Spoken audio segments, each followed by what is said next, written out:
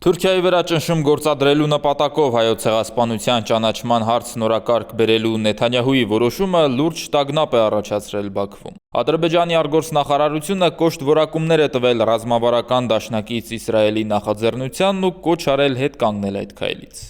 1915 թվականի իրադարձությունների շուրջ պատմական փաստերի աղավաղումը, պատմական բարդ գործընթացները կտրելով իրավական եւ գիտական հիմքերից քաղաքական որոշումների առարկայի վերածելն անընդունելի է։ Նման քայլերը չեն նպաստում հաշտեցմանը եւ փոխըմբռնմանը, այլ ավելի են խորացնում առկա հակասությունները եւ խոչընդոտում տարածաշրջանում կայուն խաղաղություն եւ ներդաշնակություն ապահովելու ջանքերին։ Մենք կոչ ենք անում Իսրայելի կառավարությանը վերանայել այս որոշումը։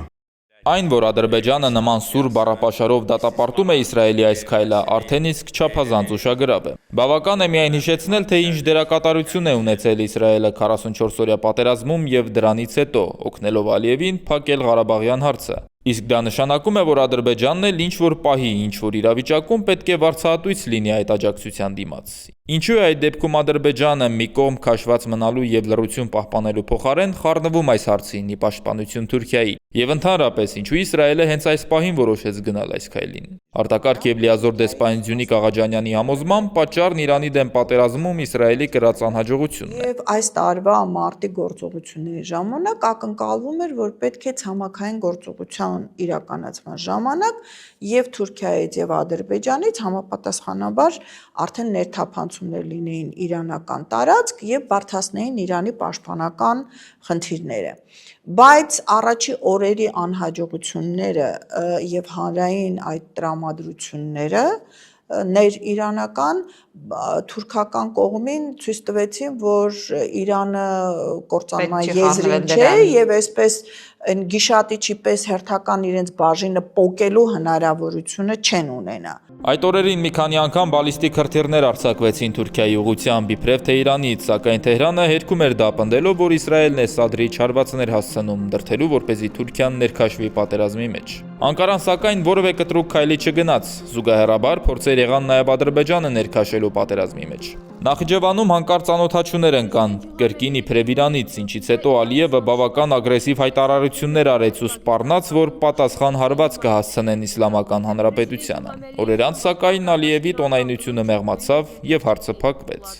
Թուրքական կողմը բացատրեց, որ տանուլ տված գործողությունը մի խառնվի, սա այդ դեպքը չէ։ Պատերազմի այս փուլը մեծ հաշվով ԱՄՆ-ի եւ Իսրայելի ձախողմամբ ավարտվեց, քանի որ չհաջողվեց ոչ իշխանական բուրգը փլուզել Թեհրանում, ոչ էլ ռազմական պարտության մատնել Իրանին, թեև մարդկային ու նյութական լուրջ կորուստներ այդուհանդերձ եղան։ Հիմա Թրամփը Իրանի հետ բանակցությունների գնալով փորձում է փրկել իր դեմքն ու հրադադար հաստատելու, նավթի գները կայունացնելու միջոցով խուսափել կոնգրեսի առաջիկա ընտրություններում վերահաս պարտությունից, ինչը լուրջ վտանգի տակ կդնի նրա հետագա նախագահությունը, կարծում են փորձագետները։ Սա սակայն ժամանակավոր դադար է, ասում է Աղաջանյանն ու պնդում, Իրանի դեմ նոր հարձակումն իրեն երկար սպասեցնել չի տա եւ Իսրայելը հիմա փորձում է կոտրել Թուրքիայի եւ Ադրբեջանի դիմադրությունը։ Հիմա նախապատրաստվում է ցամաքային հարձակումը, որի համար էական տարր է Թուրքիայի եւ Ադրբեջանի մասնակցությունը։ Թուրքիան չի ուզում իր երկիրը վտանգի տակ դնել։ Իսրայելը նման ցանկություն չունի, որպեսզի թողնի այդ ամբողջ ներդրումը, որ արել են թե Թուրքիայի, թե Ադրբեջանի վրա, լինի ռազմական, թե ֆինանսական, թե հետախուզական, թե բոլոր այլ տեսակների, որպեսզի դա ջուրն ընկնի եւ ապարդյուն հասնի։ Այսինքն շանտաժ անում այլ խոսքով։ Այո։ Հիմա շանտաժի պահն է, որովհետև Իսրայելի համար շատ կարևոր է պահել Թուրքիային, իսկ Թուրքիան ընդհանրապես իր տարածքները մեծացնելու, ազդեցությունը ավելացնելու եւ քրդերին իր տարածքից հեռացնելու եւ ջարդելու քրդական ամբողջ առանցքը խնդիր ունի միայն լուծելու։ Ադրբեջանն այժմ բավական բարդ վիճակում է հայտնվում կարծես։ Մի կողմից դաշնակից Թուրքիան է, մյուս կողմից ոչ պակաս դաշնակից Իսրայելը։ Ինչը որոշելու երկու քարի արանքում հայտնված Ալիևը կարողանալու է մի կողմ քաշված մնալու պահպանել հարաբերությունները երկուսի հետ էլ, թե երկու լարի վրա խաղալու շանս այլևս չի մնում։ Այն, որ Ադրբեջանն աջակցություն Թուրքիայի կոչ է անում Իսրայելին հետ կանգնել ցեղասպանությունը ճանաչելուց, չեզոք մնալու տեղ այլևս չի թողնում Ալիևին, կարծում է նախկին փոխարգործնախարար Սերգեյ Մանասարյանը։ Ադրբեջանցիները այս իրանց հայտարարությունը, որ արեց, դա իներցիոն process-ների արդյունքն է եւ իհարկե ավելի խելոք կլներ դեռ ձեն չանեն, բայց իրանք այդ բանը արեցին եւ արդեն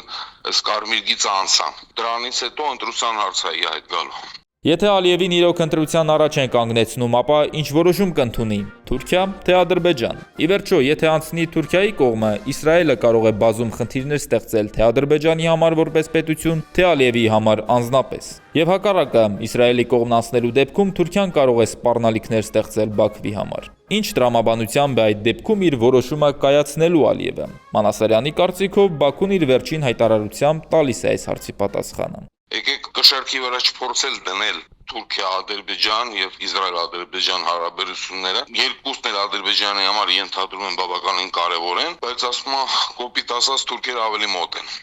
Էրդողան-Ալիև հեռախոսազրույց առայժմ տեղի չի ունեցել, ոչ էլ արտգործնախարարներն են խոսել։ Թուրքիայից դեռևս Իսրայելին են հակազդում, հիշեցնելով Գազայում կատարած ցեղասպանությունը։ Ճիշտ այնպես, ինչպես Նեթանյահուն Էրդողանին հիմա հայոց ցեղասպանությունն է հիշեցնում ու պնդում, թե նա իրավունք չունի մեղադրանքներ հնչեցնել իր հասցեին։ Իսրայելի վարչակազմի կողմից, որն իրականացրել է 21-րդ դարի ամենադաժան կոտորածը, անողոքաբար սպանելով տասնյակ հազարավոր անմեղ քաղաքացիների, այդ թվում նորածինների, կանանց եւ տարեցների, համարձակվել օգտագործել պատմական իրադարձությունները որպես քաղաքական զենք ուղղակի երեսպաշտություն է։ Այս ամենի ֆոնին սակայն մի փաստ բազում հարցեր է առաջացնում։ Եթե թուրք-իսրայելական հարաբերությունները լարվել են այս աստիճան, ապա ինչու չեն խզվում տնտեսական հարաբերությունները։ Իսրայելը մինչ այս պահն ադրբեջանական նավթը ներկրում է հենց Թուրքիայի տարածքով։ Նախ այն Բաքու-Թբիլիսի-Ջեյհան նավթամուղով Թուրքիա է հասնում, այնտեղից էլ նավերով հասցվում իսրայելական Հայֆայի եւ Աշկելոնի նավահանգիստներ։ Ավելին, Իսրայելն ինչ-որ սիմվոլիկ չափաբաժնով չի ներկրում ադրբեջանական նավթը, այն հրեական պետության ներկրման մոտ կեսն է կազմում։ Իսկ 2025 թվականին, այսինքն թուրք-իսրայելական հարաբերությունների լարման պիկում, ադրբեջանական նավթի վաճառքը դեռ մի բան էլ ավելացել է։ Թեև Թուրքիան պաշտոնապես արգելել է իր տարածքով արտահանումը դեպի Իսրայել, սակայն դե ֆակտո չի էլ խանգարում դրան։ Այս ամենի ֆոնին խոսում են բոլորը, եւ միայն պաշտոնական Երևանն է քար լռություն պահպանում։ Մեր հարցմանն ի պատասխան արտգործնախարարությունից հրաժարվել էին մեկնաբանել Իսրայելի այս որոշումը, հայտնելով, որ ըստ անհրաժեշտության մեկնաբանություն կտարածեն։